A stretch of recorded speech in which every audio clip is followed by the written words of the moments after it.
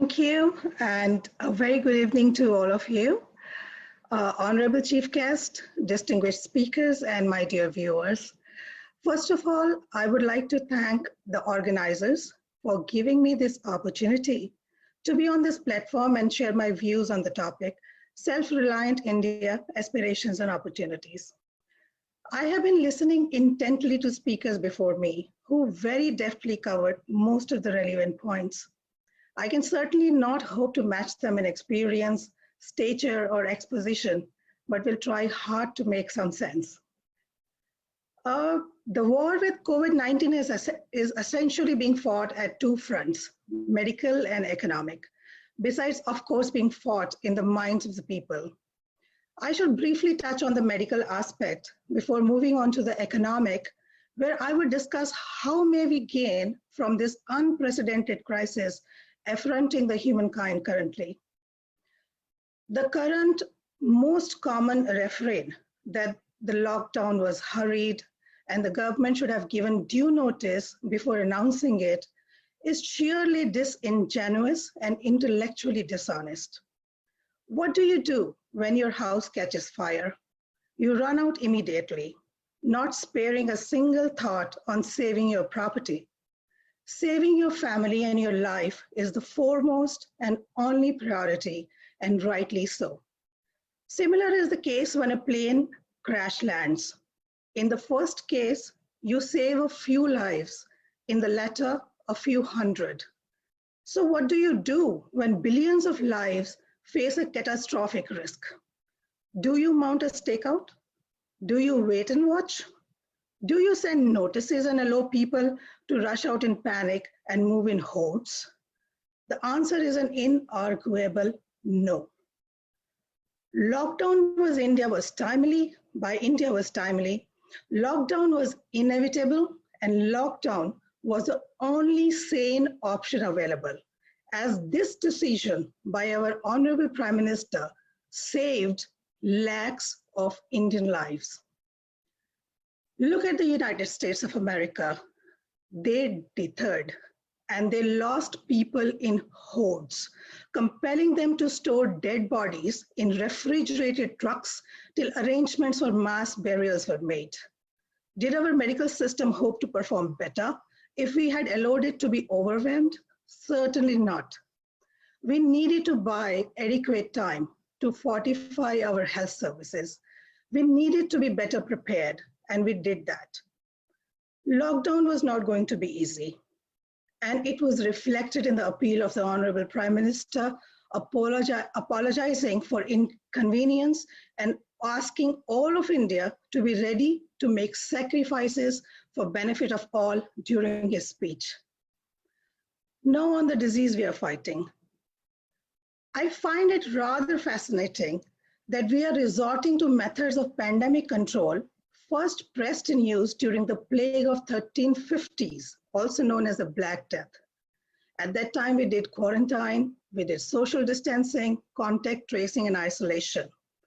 This is going to be the only prevention available to a highly advanced us too, till science finds a therapeutic cure or a vaccine for COVID-19.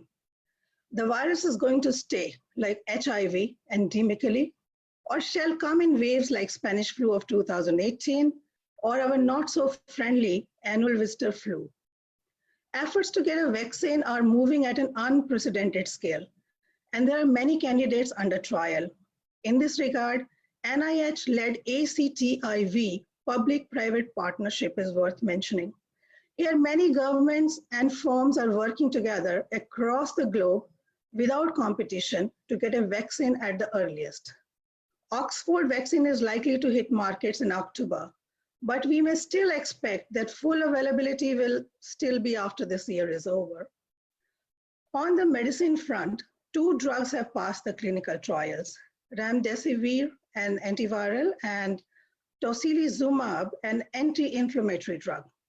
The former is proven to prevent progression of disease to serious stage if administered early in the course of the disease.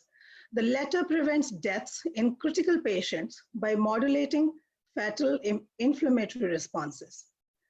The management of symptomatic COVID-19 is still largely supportive, and the major toll is among elderly and those having comorbidities.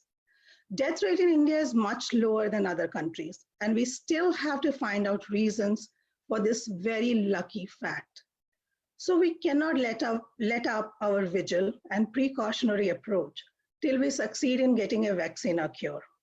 A lot of success depends on discipline showed by citizens, which unfortunately has been missing so far, putting a lot of lives, especially of elderly, at grave risk. Now I come to the economic front. The pandemic has set every economy on the globe back by many years, and we are looking at a very long recessionary period. The growth forecasts for all nations for 2020 are negative, and so is for almost all sectors, barring a few, chiefly information technology and pharmaceuticals. And there is exactly where India has tremendous advantage over the rest of the world. The revenues of Indian pharma in 2019 were $40 billion, half of which came from exports. India produces half of vaccines of the world. 40% of all generic medicines in the USA and a quarter of all medicines of Britain are produced in India. Even during the current pandemic, globally, shares of pharma companies are up while the rest of the market goes down. Same is the case with technology companies, Netflix, Facebook, education and learning platforms, video conferencing, food deliveries, and other IT platforms have shown tremendous growth during the crisis. And India is a leader in all IT services, IT talent, and BPO services. That advantage aside, India is likely to gain majorly due to trade diversion from China. China's allure as an investment destination was already on wane due to its geopolitical hegemonic efforts.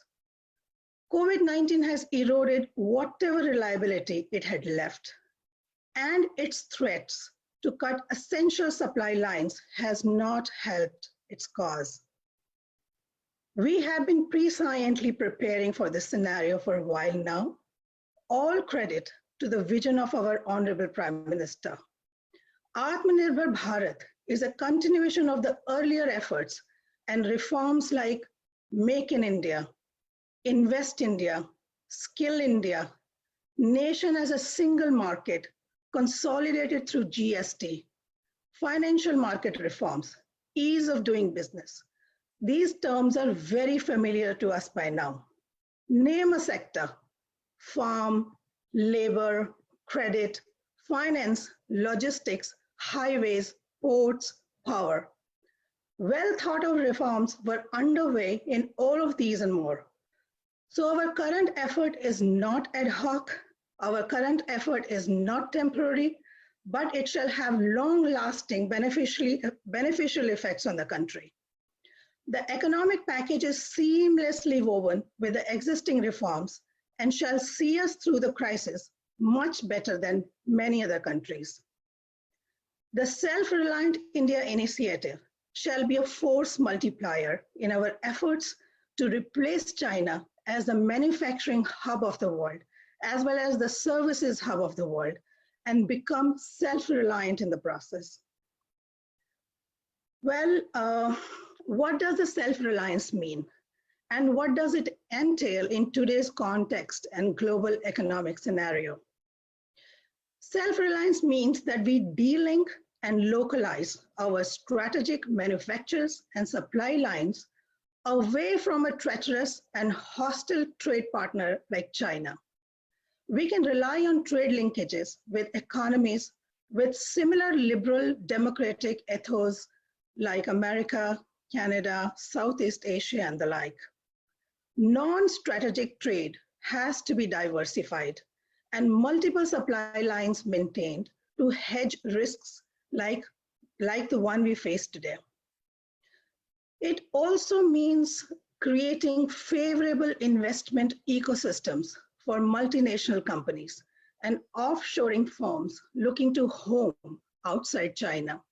It also means offering a bouquet of quality goods and services at cheap prices to an aspirational India. It means creating suitable environment for local industries, imparting them skills, establishing easy lines of credit to give them confidence to be competitive inside the country and also in the global arena.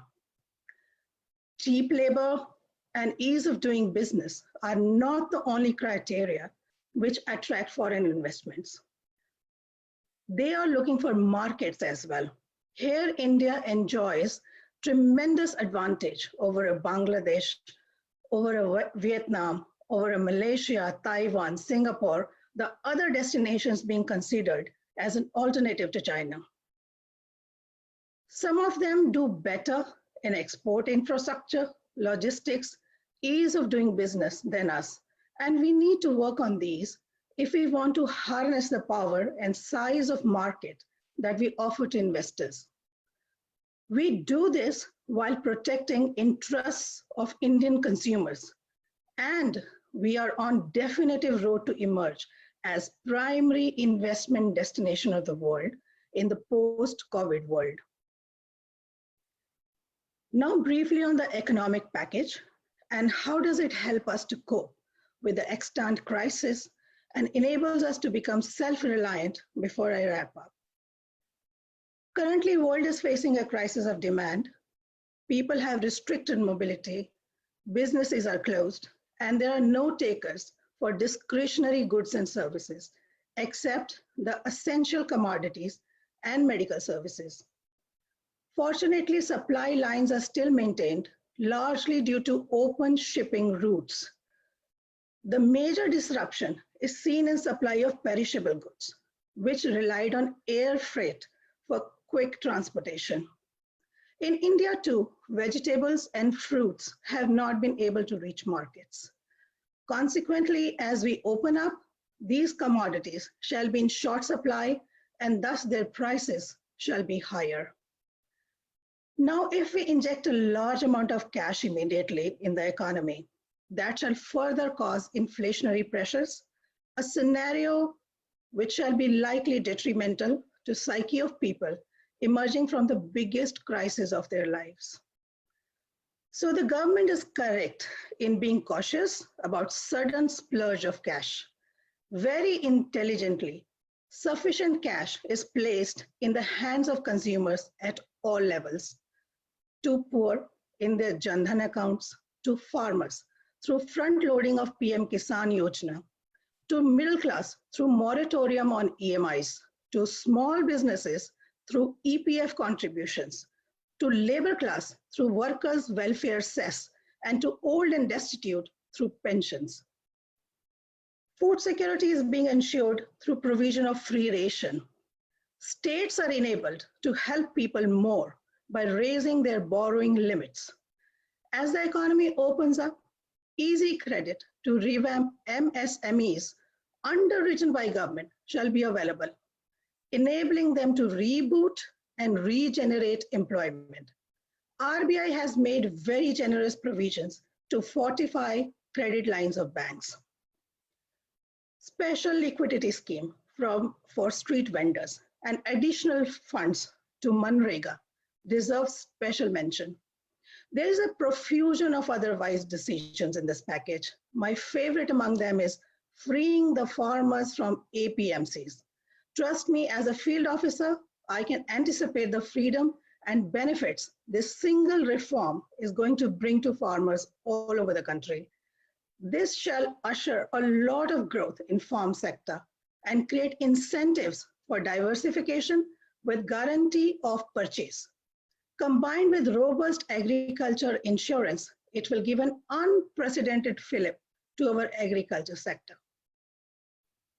I believe this is certainly not the final financial redress of COVID-19 by government. We can expect more announcements as the future unfolds.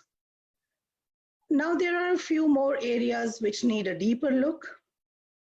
One such area is future food security.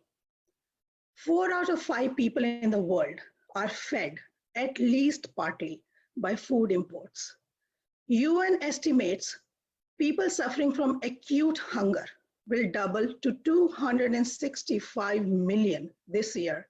Many of them shall be in India. ADB provided $425 million in emergency trade cash to countries. A fifth was for food security deals. This is not likely to be maintained long term. We may have to rely on our own production for many months to come, if not many years. So additional boost to farm sector, not only to benefit farmers, but to maintain food security of entire country is very essential. Some form of helicopter income to farmers, like Raitu Bandhu scheme of Telangana, or a similar new announced schemes of government of Madhya Pradesh, giving non-means tested, means these are not targeted, they are available to everybody. Giving non-means tested assured income to all farmers, depending on acreage they hold, is necessary. The returning migrants may need prolonged economic accommodation in their native villages. A study on migration in Nuapada when I was collector showed that most of migration from that area was push migration due to non-remunerative agriculture as the area was drought prone. And there was complete lack of other employment opportunities. Migrants surveyed by us said that they would not migrate, even if they were assured just 40% of wages at their destination, which was already meager. It is likely that many of the jobs held by these people may not come back after pandemic is over, or the industries automate speedily in post-COVID period. And any which way in future, automation shall displace a large number of manual jobs. So keeping that in mind, rural employment generation and skilling of labor is very essential, along with serious look at some form of assured basic income to the poor. International Monetary Fund says social spending too generates demand that has the same effect as government spending on infrastructure. So by helping our poor, we shall be boosting economy as well. Finally, we cannot hope to be globally competitive unless we improve our human capital. We have to start by improving our education system and make it vocationally oriented like Germany and South Korea. I just heard from the speaker before me that Atal Innovation Mission is already on the job here, so congratulations. Again, like I said, our policies have been very far-sighted in this regard.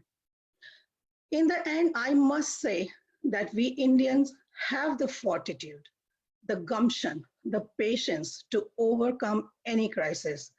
We need to be disciplined and work closely with the government so that we come on the other side of this pandemic safe and stronger, and with the groundwork and motivation to become not only self-reliant, but also capable of leading the world in all areas.